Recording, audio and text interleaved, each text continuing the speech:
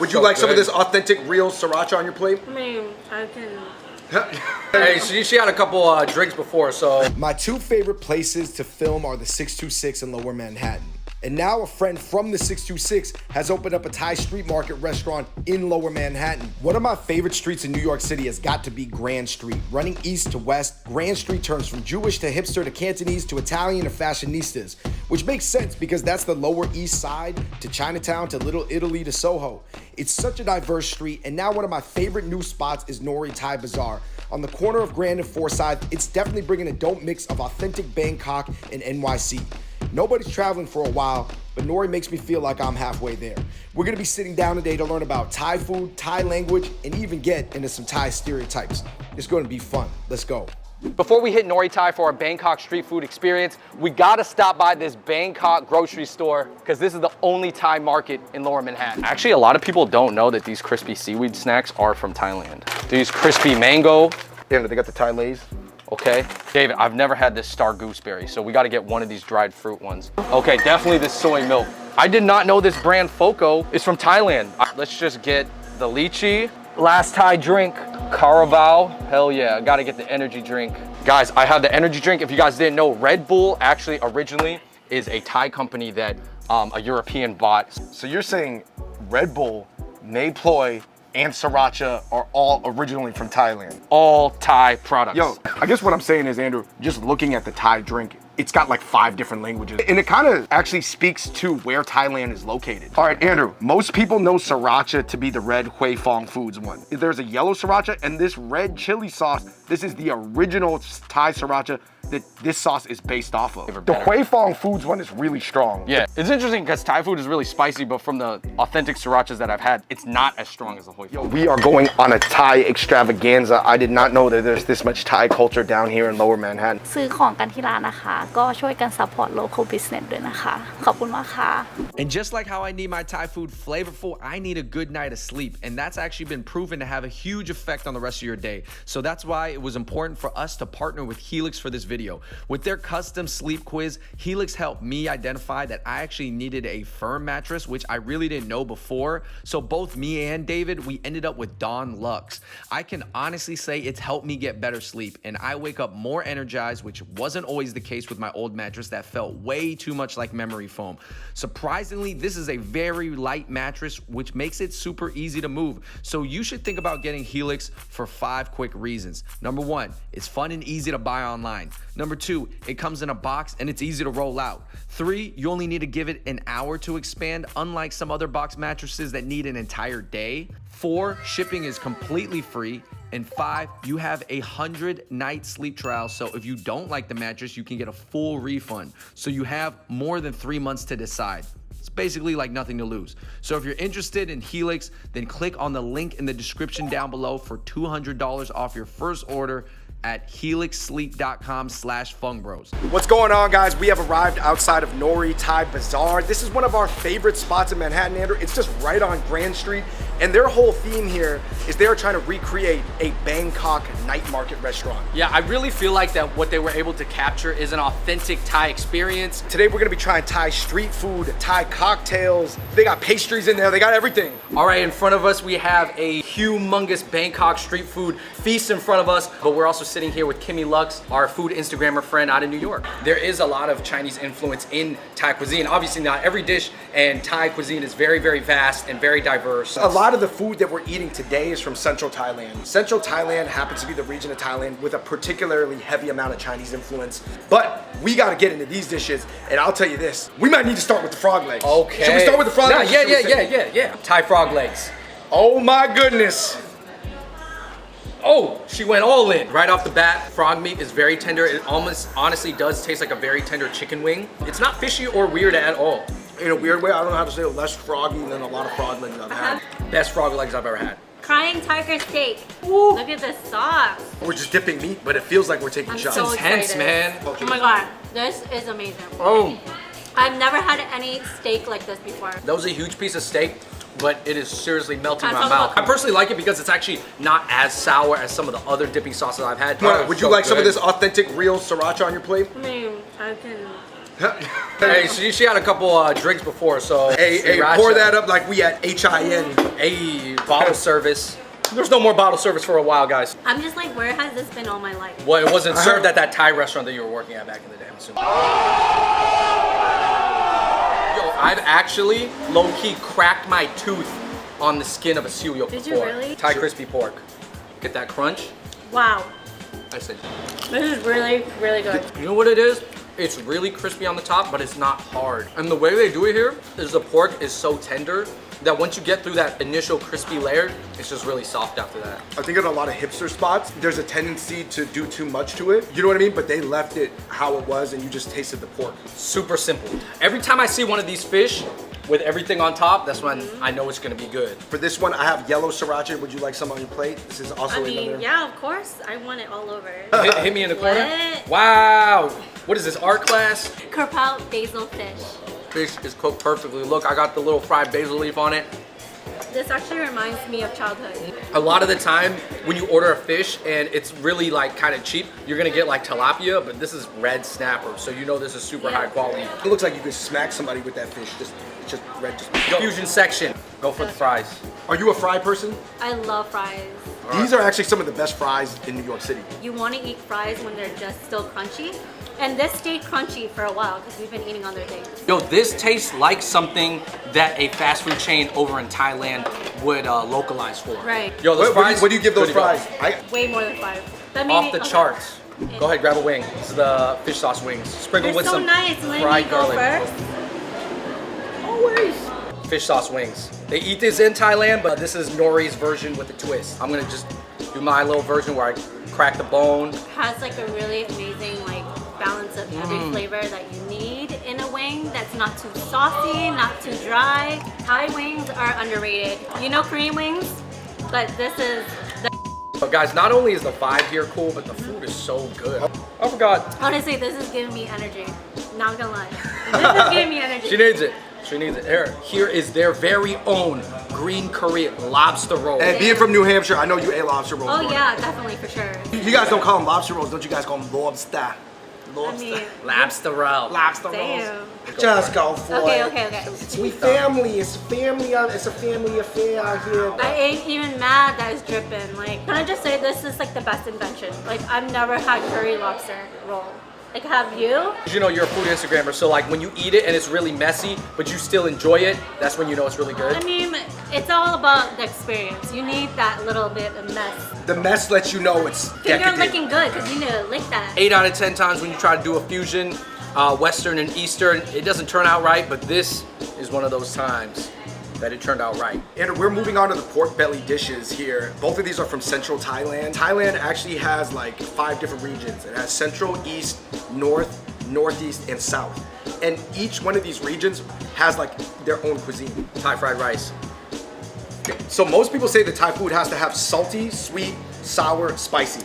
Those 4. However, I read something from a Thai chef that actually said adds a 5th flavor bitter in there and says you only have to have 3 of those 5. That's a good way of thinking about everything because I would say this crispy pork and Chinese broccoli, to me, it's sweet, salty, and a little bitter. A lot of the Thai food in America that you've had is almost like saying, oh, I've had Chinese food, but I've only gone to like PF Chang's or Panda Express, where obviously the food can get pretty pricey, but it's really not that authentic. Curry duck leg. Oh, with the pineapple. That was crucial. It added that sweet, fruity juice to it. That's the thing about Thai cuisine. It's so multi-layered. I have a crispy duck leg, but then the curry is a little spicy, very creamy, sweet, and then you throw on the fruit side, which is the pineapple. The way they did the pineapple is like perfect texture. Thai food is almost like Kobe. You know how Kobe was high up on everything? It was like just like strong flavors in every direction. Thai chive cake. Yo, I gotta say, I did not expect this. This is almost like a chive snack, where it's like, Almost kind of tastes Japanese. a little bit. yeah, almost tastes like fried seaweed of some type. And it's really soft. It has like a light, crispy outer, but it kind of looks like a dumpling on the inside. I'm really impressed. I love things that are crunchy on the outside and soft on the inside. Like Cow cow soy. soy. Dude, this is one of my favorite And they use egg noodles too. I love egg noodles. This might be my favorite dish. The khao soi is spicy, it's creamy, it's got that Citrusy. that nice curry flavor, and then it has the crispy noodles in with the soft noodles. I think the khao soi here has the perfect amount of like liquid to stew type vibe. I am so surprised and impressed at how these noodles were able to stay plump, didn't soak up too much. What you got? I'm just, Okay, you know, helping thank you. you out. We just tried 10 different things. They were all good. What are you guys going back for? I will go back for the fries because it's the easiest thing to dip in. I'm going back for the Chinese broccoli. Woo! And I'm gonna go back for the crying tiger steak because I realized I forgot to eat it with the sticky rice and the lettuce. All right, so we just finished up with our Bangkok night market feast, and now we are trying some Thai snacks that we got from the Bangkok grocery earlier. Kwa Kling curry pizza. What's it smell like, Kimmy? Smells Thai. That's all I can say. How'd you taste the pizza though? I taste that lemongrass powder. It encaptures the flavor of curry pretty well. That's actually pretty good. I give this a 4 out of 5. I kind of think 4 out of 5 too. 4.5. Wow, me clap. Oh, That one tastes like aloo bhuja, which is an Indian snack. there's fruit inside of here. It almost tastes like there's like cranberries mixed You know, into a very light and crispy sweet cake. That tastes like it was more made out of stall than out of a package. Yeah, I actually would do definitely 5. 5 out of This 5. is perfection. 4.5 out of 5 for me. I like Okay, crispy so- white sardines. It's Tom Yum flavors. Woo! That's a strong fish flavor. One of the girls was telling me earlier that she likes just the original flavor better. I would give this a 3 out of 5. I think this would be good for drinking. I kind of say it's my favorite. Without the drinks, I gotta give it like a 2.5. Real critical. I give it more than 2.5. I would say this is a 4. All right, guys, here we have the gooseberry. I don't even know what I've this is. never had a gooseberry before. Okay, Right, this try. definitely looks like a Vietnamese. The tamarind treat, right? Yes. Even the streets out Wait, there, I is don't it know from if they have East? them. The gooseberry was more accessible than tamarind. Comparing this to the tamarind snack, the tamarind is a little too spicy, so I like this one a lot better. And then you have these cocoa rice rolls made out of coconut milk, but these are the durian flavored ones. Are you a durian fan? Yes and no. Depends on how. Depends on the execution and the form. huh? Exactly. I smell it. I smell the durian. Grab one. Smells amazing. Woo. Literally like a roll of durian inside, like you just smell it. This is my favorite so far. This is the most mainstream tasting. I think everybody's gonna like it. And if you need to try the durian flavor, this is the best way to do it. Southeast Asian band, they know how to do durian. Last but not least, we have the crispy mango, freeze-dried. Freeze-dried mangoes. Yo, would this be fire in some breakfast cereal? Or with ice cream. You know what it is? I think that this was my favorite thing that we had, but if I was to eat it solo, I would have to go with the durian rolls. Okay, what's your favorite? I might say this because this sticks to my teeth more. Because I just have never had this fruit before, I'm gonna roll with the star gooseberry. This is Kimmy Lux endorsed, the cocoa rolls. Cool. Hey, Kimmy, where can they find you on Instagram? So you can find me at Kimmy Lux at KIMMILUX. That wraps it up for our food and snack section, and we're actually about to go check out some Thai cocktails and to learn some Thai slang. Okay, so we have a selection of Thai beers here.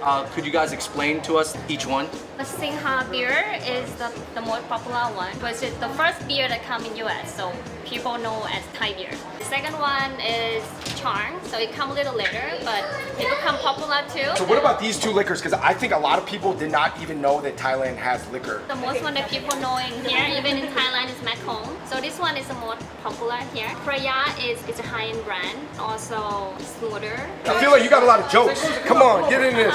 I would say that my favorite word is sap. Saps mean really spicy, like tasty. But if we use in slang, we just mean something very cool, really pretty, really sexy. Is that like a comment you would make on Instagram or something like sap? Right. Right now we're gonna make like special Thai drinks called butter pea. We use like slowly vanilla first for 1 ounce, and then we use like this one. You know the butter pea fine. It's like a Thai flour. Just have like a purple color. Yeah. So we're gonna put this on the top. This one to top it.